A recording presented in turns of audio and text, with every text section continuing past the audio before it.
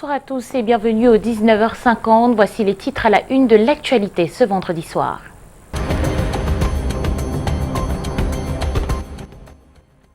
Vision chaotique ce vendredi au quartier Chelsea-Meillon à Yaoundé. Une dizaine de blessés graves. Voilà le bilan provisoire de l'effondrement d'un immeuble de 2 niveaux en chantier. Les victimes ont été conduites à l'hôpital de district des Foulanes. Encore un cri de colère des insuffisants rénaux à Yaoundé. Ils ont manifesté leur ras-le-bol ce matin au centre d'hémodialyse de l'hôpital général. Depuis une semaine, disent-ils, aucune séance ne leur a été administrée. Quand un drame familial secoue Douala 3e, 3 enfants paralysés depuis l'enfance et séparés de leur mère après le divorce des parents. La mort de 2 d'entre eux le même jour crée de vives tensions. Les précisions dans ce journal. Double scrutin de février 2020, fin du contentieux préélectoral dans les tribunaux administratifs du pays. Nous ferons dans ce 19h50 le point des recours dans le littoral, le centre, mais aussi dans l'Adamawa et le nord du pays.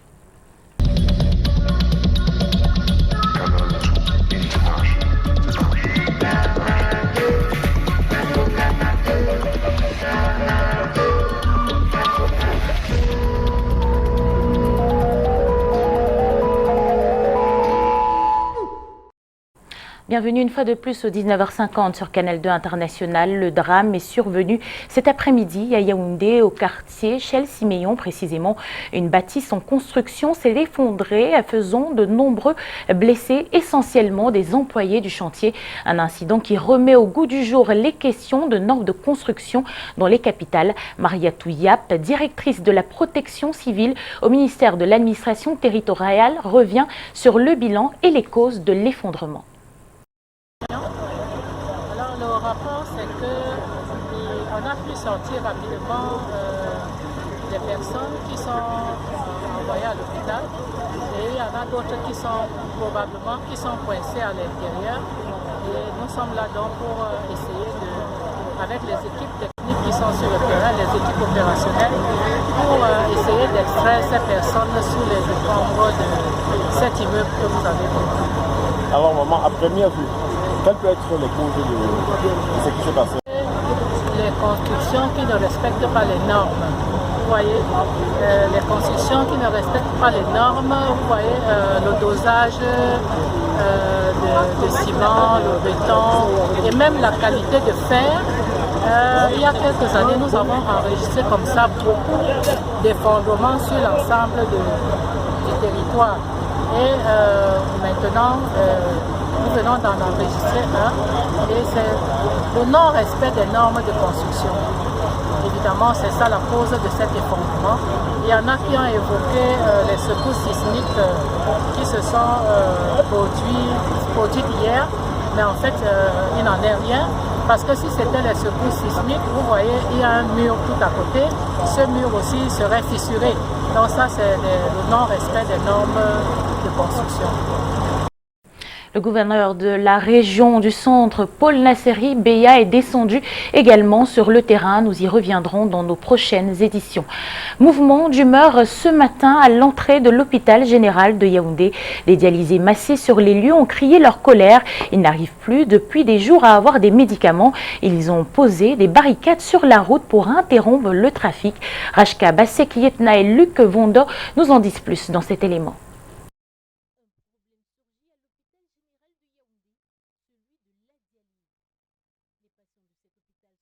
D'insuffisance rénale crient leur désarroi auprès du gouvernement. Ils manifestent et vont jusqu'à bloquer la circulation. Personne ne passe tant qu'une solution n'est pas trouvée.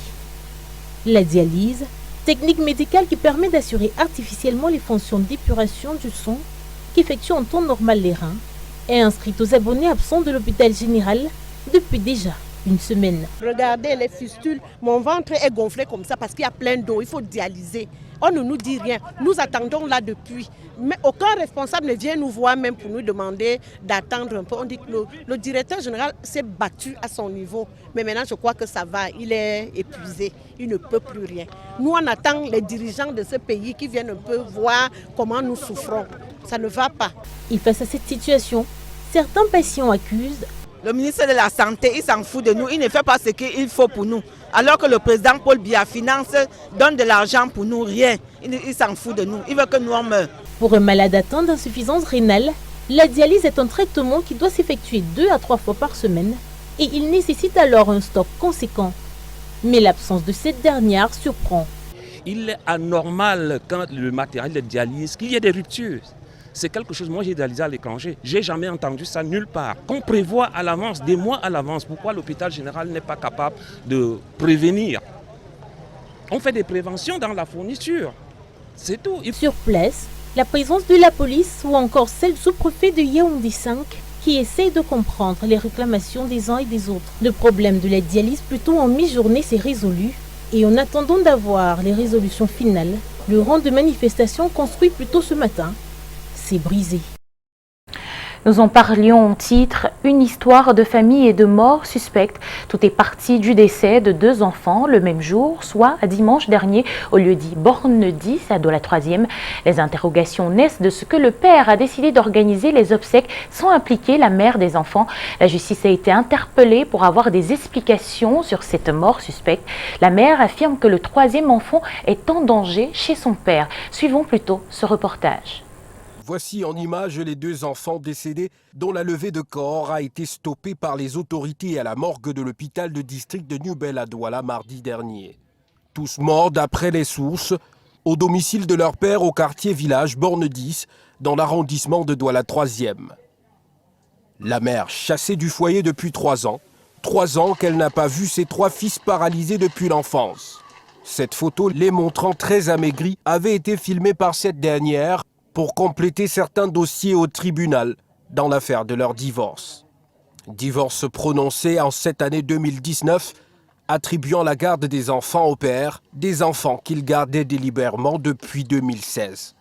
Dimanche dernier, un coup de fil annonce à la pauvre dame la mort de celui de 23 ans et celui de 19 ans.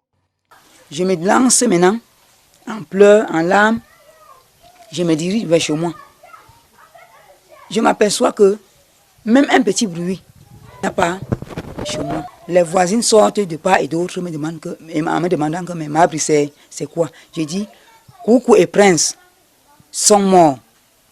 On est parti, on vient de m'informer qu'on est en train de déposer le corps à la Quintini. C'est là où ça prend un pleur, les gens sortent, pas mon cri. C'est une histoire troublante. La mère explique dans quel état elle a trouvé les corps de ses enfants à la morgue, alors que la levée se faisait par quelques membres de la famille de son ex-mari à son insu. Bon, dès que je suis entrée, le morguier m'a piégé en me disant, tu dis que c'est tes enfants, qu'est-ce qu'il prouve que c'est tes enfants? Donne-moi le nom. Je me mets à citer, tu as encore Wilfried Franc, le Tchakounte Gilles Gauthier. Il me dit, il est où? Où est Tchakounte? J'ai dit que voici Wilfried ici, voilà Tchakounte de ce côté. Dès qu'il me dit d'entrer, j'entre, je tombe sur les enfants, en les tâtant, les enfants étaient gonflés. La bouche ouverte, les yeux ouverts, les ongles, les blessures au corps. Ici, la fille aînée du couple, chassée en premier par son père quelques mois avant l'éviction de sa maman de la maison. Elle n'a plus eu l'occasion de voir ses frères qui, selon les sources, ne sortent presque jamais de la maison. Seul trajet, la chambre, les toilettes, à grand jamais au salon.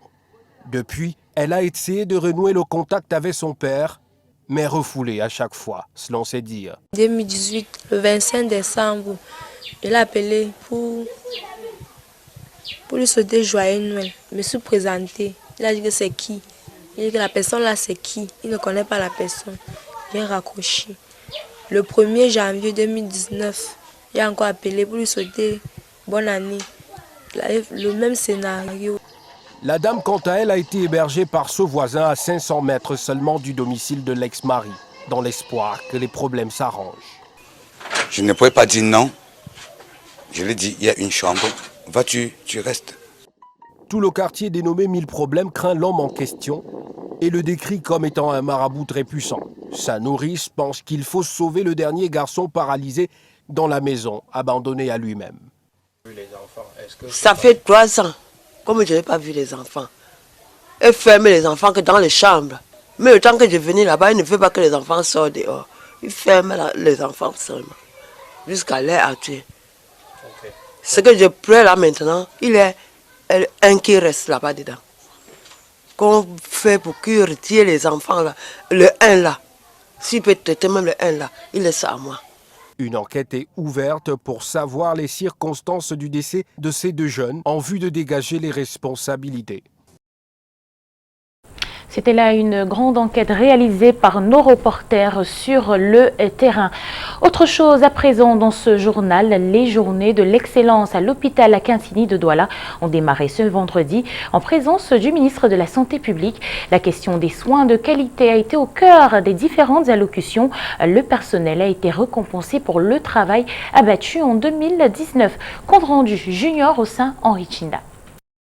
Un personnel hospitalier honoré par sa hiérarchie, onction administrative, matérialisée par la présence du ministre de la Santé publique, le docteur Manaouda Malachi, ici à l'hôpital Akintini de Douala. Un geste de motivation en faveur du personnel et des retraités acclamés ce jour. Je rends grâce au bon Dieu pour la forme, pour le courage, pour l'engagement au cours de ces années à l'hôpital Akintini.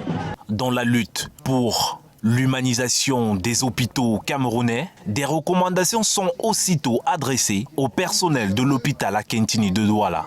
Cette humanisation des soins est la priorité du gouvernement camerounais, vous le savez. C'est un élément clé de la couverture santé universelle voulue par le chef de l'État, son Excellence Paul Biya. Chaque Camerounais, pour qu'il se trouve à droit aux soins de santé de qualité, il y a un coût abordable, puisque personne ne devait être laissé de côté. Pour maintenir le cap en matière de qualité, service et respect de la déontologie, l'hôpital Akintini de Douala se dote d'une kyrielle d'engagement. Nous ambitionnons à échéance triennale le développement de la télémédecine possible grâce à la couverture Wi-Fi et l'extension de la fibre optique dans l'ensemble de l'hôpital, l'ouverture d'un centre de prise en charge des insuffisants rénaux à travers la mise en service de l'hémodialyse avec l'appui de la coopération ou des partenariats publics-privés. L'ouverture du service de chirurgie et neurochirurgie pédiatrique. L'implémentation des techniques de transplantation des organes grâce à la coopération. L'acquisition d'une IRM, imagerie par résonance magnétique. Extension des urgences médico-chirurgicales devenues de par la forte demande exécutée. Soulignons qu'en 2019, 2 audits menés au mois de mars et de novembre ont situé à un peu plus de 50% la qualité des soins dans cet hôpital, reconnu comme patrimoine dans la ville de Douala. De la santé à la politique, clôture de la session extraordinaire à l'Assemblée nationale en fin de matinée par un discours du président de la Chambre, bilan de la session mais aussi de la mandature qui s'achève. Revenons sur la posture d'adieu de Kavaye Djibril avec Rodrigue Tongué et Serge Alain Zibou. Aucun doute pour les députés que cette plénière est la véritable dernière de la législature. C'est en tout cas sur le ton des adieux que Kavaye Djibril l'aborde. Suivant la tonalité du bilan. Je voudrais ainsi souhaiter qu'au crépuscule de la 9e législature, en attendant la 10e et à l'aube de la nouvelle année, que les Camerounaises et les Camerounais se donnent désormais la main et que cesse toute velléité de déstabilisation. Ils doivent s'atteler à la seule chose qui vaille, la peine. Le président de l'Assemblée nationale du Cameroun, préoccupé ainsi par le climat social, au-delà de cette fin d'activité parlementaire, pour les députés élus le 30 septembre 2013. La session extraordinaire qui s'achève ainsi fait partie des actes pris pour un retour au calme. L'examen et l'adoption de la loi portant Code général de la décentralisation au Cameroun. Cette loi vient consacrer un processus conduit avec méthode et doigté, sous l'impulsion personnelle du président de la République, son Excellence M. Paul Biya. Rendez-vous en mars prochain probablement pour la session de plein droit après les élections législatives du 9 février, mais aussi pour la composition du premier bureau de la législature attendue. Kavaye Djibril, candidat à l'élection des députés du Mayo-Sava, Voudra-t-il être élu pour la 29e fois?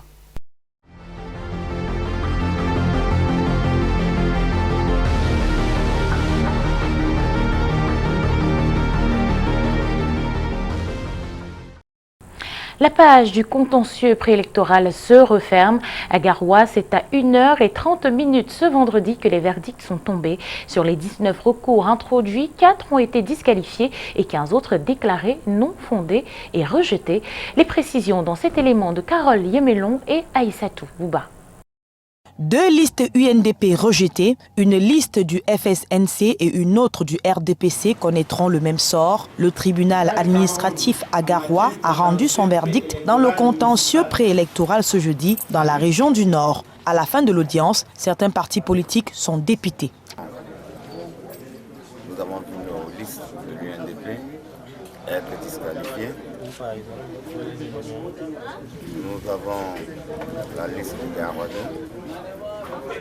la liste de toi, l'opérateur, parce que nous sommes encore sur le coup de la décision, des décisions rendues, et il se fait extrêmement tard.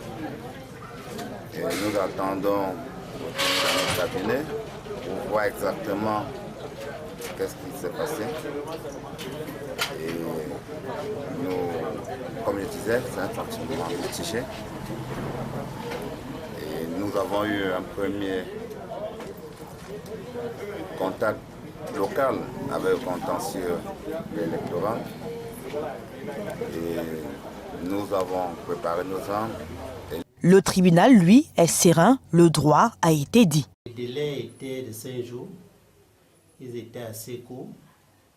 Je pense que nous avons réussi le challenge de tenir l'audience dans les délais et de rendre également les décisions dans les délais. Je pense que le travail sera fait demain pour que ces décisions soient notifiées au Conseil électoral pour exécution. 19 recours étaient inscrits au rôle de cette audience de contentieux préélectoral au tribunal administratif à Garoua. Seuls 15 ont été examinés au fond et ensuite rejetés. L'audience s'est d'ailleurs achevée au petit matin de ce vendredi 20 décembre. Pendant ce temps, à Ngaoundéré, 19 recours, 8 rejets, 6 recours acceptés, dont 2 listes réhabilitées. L'audience publique de règlement de contentieux préélectoral a livré son verdict après 16 heures de plaidoirie, vécue par notre reporter Eric Nielé.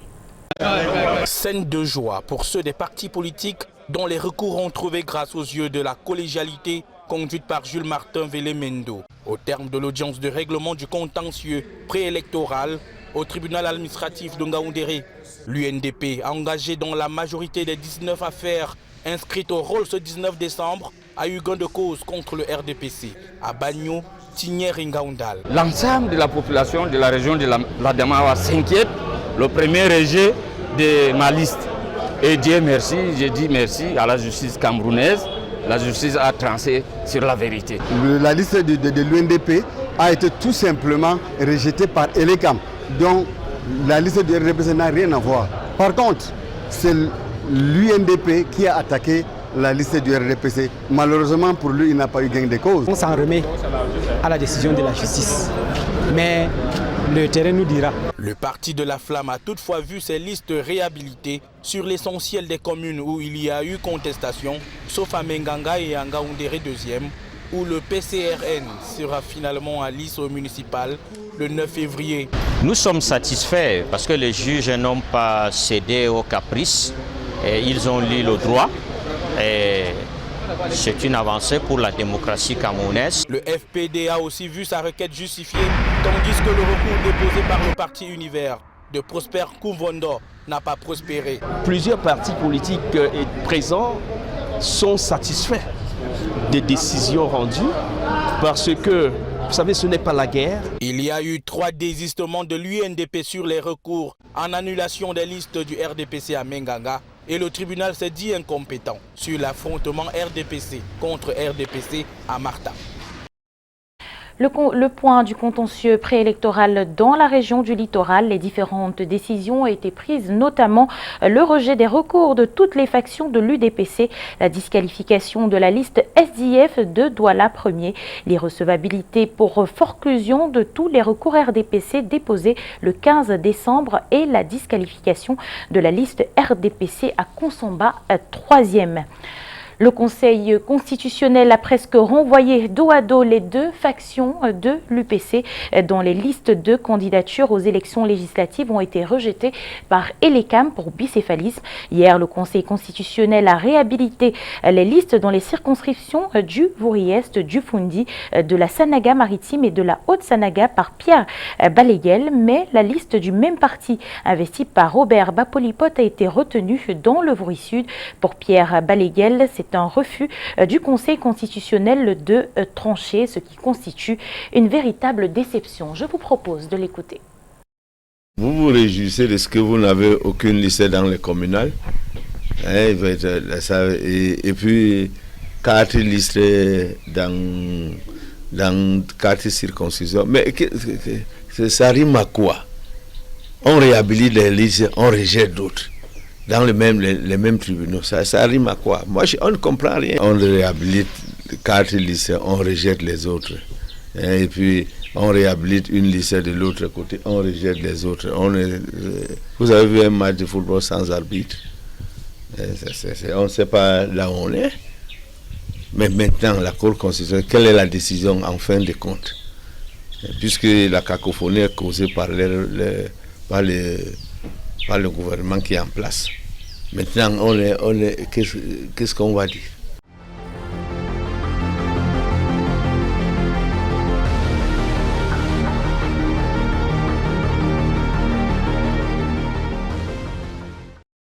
Le Cameroun est désormais prêt à produire une main-d'œuvre de qualité dans les secteurs porteurs de la vie nationale grâce à sa coopération avec la République de Corée. Un institut national de formation des formateurs vient d'être construit dans la capitale. Le joyau a été inauguré par le Premier ministre chef du gouvernement. Présentation avec Arnaud Guéfac et Constant Kamga. Bâtiment flambant neuf, technologie de pointe installée à l'intérieur. Équipement nécessaire pour une formation de qualité. Présentation physique de l'Institut national de formation des formateurs et du développement des programmes. Fièrement ici en plein cœur de Yaoundé. 3 milliards 200 millions de francs CFA investis là. Fruit de la coopération entre la République de Corée et le Cameroun. Il fait la fierté de la cité capitale de notre cher et beau pays, le Cameroun, ainsi que de la sous-région. Il apportera des réponses pratiques concrètes aux problématiques qui se posent avec acuité dans notre société en termes de formation et d'insertion socio-professionnelle. Pas moins que le Premier ministre chef du gouvernement pour inaugurer ce joyau. Avec lui, une dizaine de membres du gouvernement. Il découvre ici l'audace incarnée par ce projet. La main-d'œuvre camerounaise devra ici gagner en qualité. Aujourd'hui, nous avons des carreleurs, nous avons des maçons, nous avons des mécaniciens qui, malheureusement, pour n'avoir pas reçu la formation adéquate, ne répondent pas aux normes internationales. Aujourd'hui, nous n'avons pas de bons soudeurs, nous n'avons pas de mécaniciens. Cet institut reçoit les experts qui savent déjà faire le métier. Mais ils ne savent pas comment transmettre leur savoir. Le problème, c'est celui-là. Cet institut, donc, les aide à partager leur savoir aux apprenants. Les formations dans cet établissement seront organisées en 3 niveaux. Niveau élémentaire, niveau intermédiaire et niveau avancé. Formation variant entre 3 et 40 jours. Les programmes d'études seront élaborés en coopération avec les experts coréens. Pendant ce temps, dans la capitale économique Douala, dénomination des rues et places et monuments de la ville, chefs traditionnels, représentants des communautés entre autres se sont réunis depuis ce matin pour une démarche équitable qui se rapproche de la réalité dans le processus de dénomination. Écoutons à cet effet le délégué du gouvernement, Fritz Tonnet, au micro de Robert Charlitok. Il y a le premier volet qui consiste à l'examen des propositions des dossiers qui sont entrés pour la dénomination de nouvelles rues, c'est-à-dire de nouvelles dénominations. Et puis on va donc examiner aussi la problématique du patrimoine. Le patrimoine matériel et immatériel de la ville de Douala. Vous savez qu'il y a des vestiges historiques et même culturels. Cette commission a aussi la possibilité d'éclairer l'exécutif sur comment les préserver. Dans la suite de notre série sur les nouvelles de Noël, on parle des préparatifs des fêtes de fin d'année des populations du Sud-Ouest qui font leurs dernières emplettes. Les marchés sont pris d'assaut par les ménagères venues renflouer leurs paniers. Écho des marchés du Sud-Ouest avec Inès Ondobala. Voici un visage des marchés des villes principales de la région du Sud-Ouest à quelques jours des fêtes de fin d'année. C'est la grande affluence. Les marchés sont approvisionnés afin que rien ne manque en cette période. Des produits de grande consommation sont disponibles à moindre frais. C'est très bon, c'est très bien. J'ai acheté le riz. Le sac du riz c'est 10 200 et l'autre est 9 200. Mais au marché c'est 11 000. Ici c'est très bon. Fini la litanie des inquiétudes relatives aux préparatifs des fêtes de fin d'année par des familles touchées de plein fouet par la précarité causée par la crise sociopolitique et sécuritaire en cours dans la région du Sud-Ouest Cameroun. Merci, mais ça nous permet de passer de bonnes fêtes. Ça fait du bon pour le panier de la ménagère. Les responsables du ministère du Commerce du Sud-Ouest sonnent le glas de la vie chère. Ils multiplient des descentes sur le terrain pour s'assurer que les prix homologués et concertés sont respectés. Nous pouvons rassurer les populations que les dispositions seront prises pour approvisionner les marchés dans la région du Sud-Ouest et permettre aux gens de fêter, associer la région du Sud-Ouest à la grande fête de fin d'année. La région du Sud-Ouest saurait être en dehors de cette préoccupation. Là donc nous mettons toutes ces dispositions pour satisfaire les populations de la région. Il est question de tordre le cou aux pénuries et à la flambée des prix des produits de première nécessité sur le marché. Ces ventes promotionnelles arrivent à point nommé. La ménagère saisit l'occasion pour remplir son panier afin de mieux nourrir son petit monde. De la culture pour refermer ce journal, l'artiste Ferrigola est au Cameroun depuis quelques heures. L'architecte de la rumba sera en spectacle live ce soir même à l'hôtel Montfébé de Yaoundé. La ville de Douala attendra demain. C'est sur ces terres de rumba que nous mettons un terme à cette édition du 19h50. Merci à vous de l'avoir suivi. Je vous souhaite un excellent week-end. Excellent week-end à vous.